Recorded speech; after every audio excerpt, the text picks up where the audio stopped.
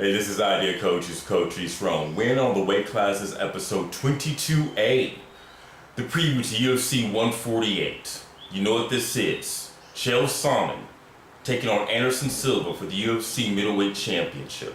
Now, okay, there was no 21B, a review to UFC 147, UFC Fox 4, mainly because none of the fights actually changed the landscape of MMA whatsoever.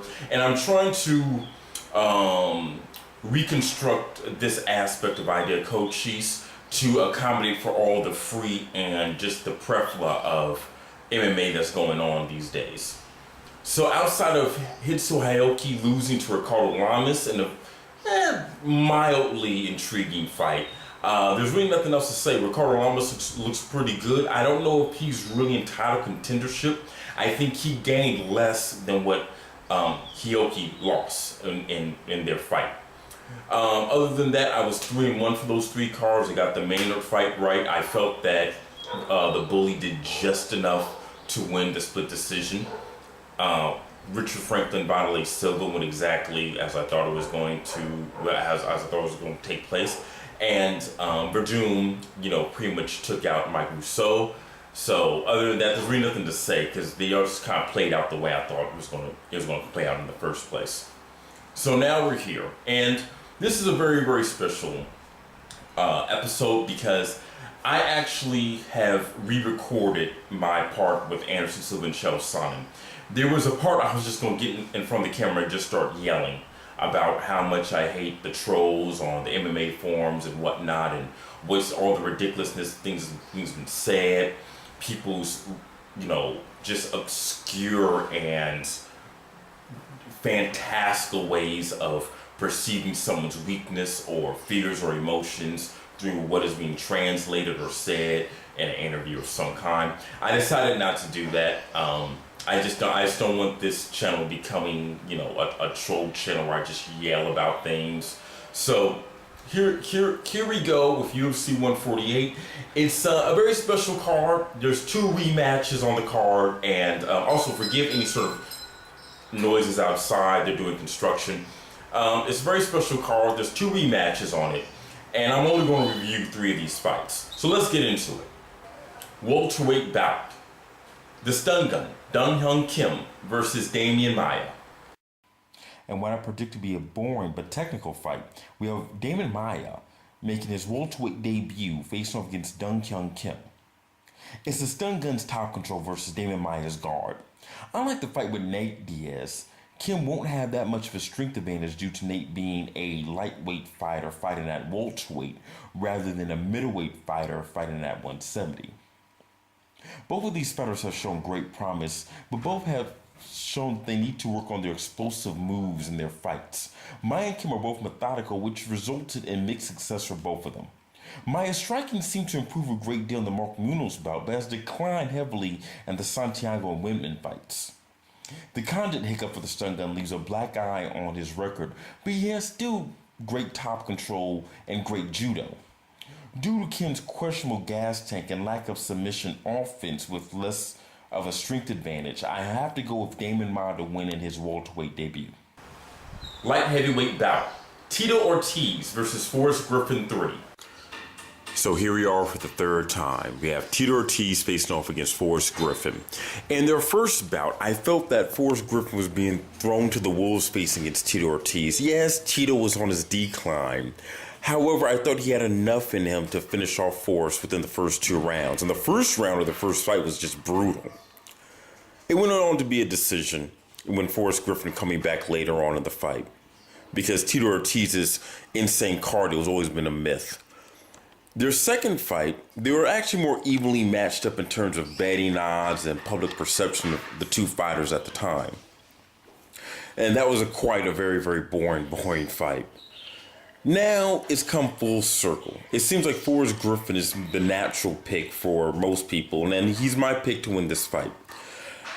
Recently, Tito Ortiz stated that if he wins against Forrest Griffin this time, maybe Forrest Griffin should retire. Now, I think in other circumstances, that'd be very offensive to say that if you beat someone, that they should retire. However, it does kind of make sense. Ever since Forrest Griffin lost the belts or the Anderson Silva fight, however you want to look at it, it seems like Forrest Griffin's heart and passion has not been really in the fight game so much. He's a father now. He's written 2 books. And he seems to be okay with just, I don't want to disrespect him, but just kind of like coming into work and doing his job. The Richard Franklin fight was just the epitome of just, that grind style fighting with no explosive action.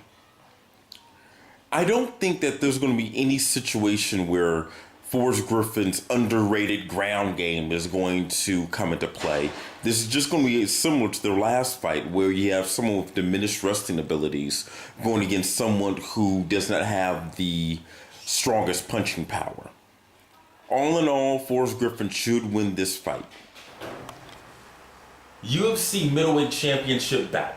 The challenger, Chael Sonnen, versus the champion, Anderson Silva.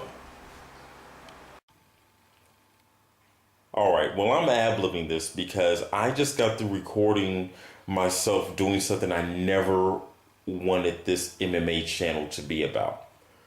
I was actually yelling. Now, I decided not to put this in the final video, but I just want to tell you that because of how emotional this fight makes people.